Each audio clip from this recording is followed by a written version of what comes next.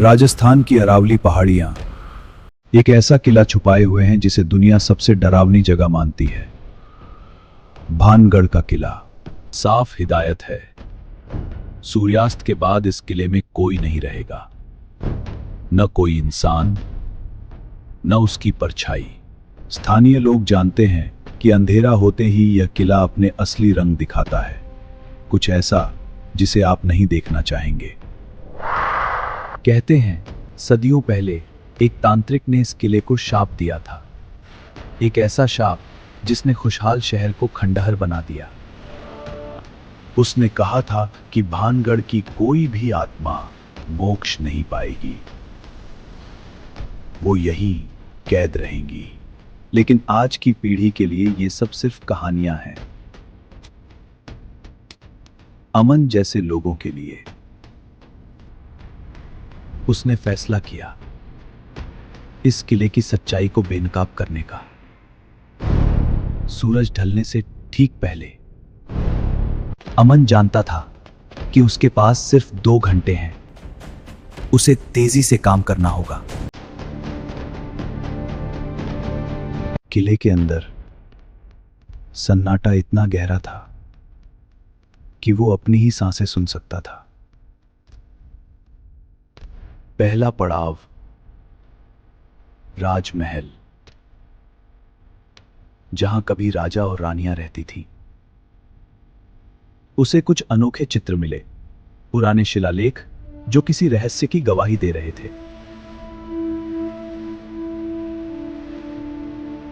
कहते हैं रात होते ही यहां महफिलें सजती हैं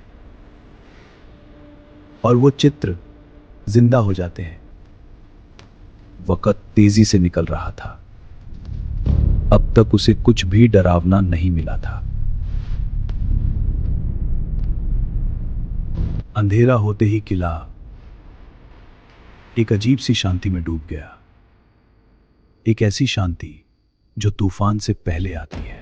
किले के बाहर स्थानीय लोगों ने पहरा बढ़ा दिया था।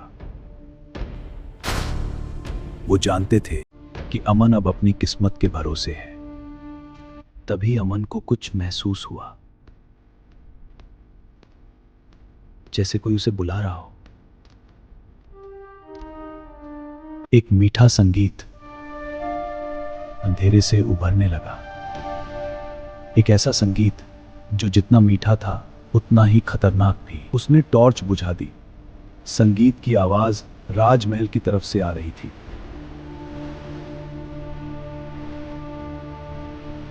वो अपनी परछाई से ही टकराने लगा।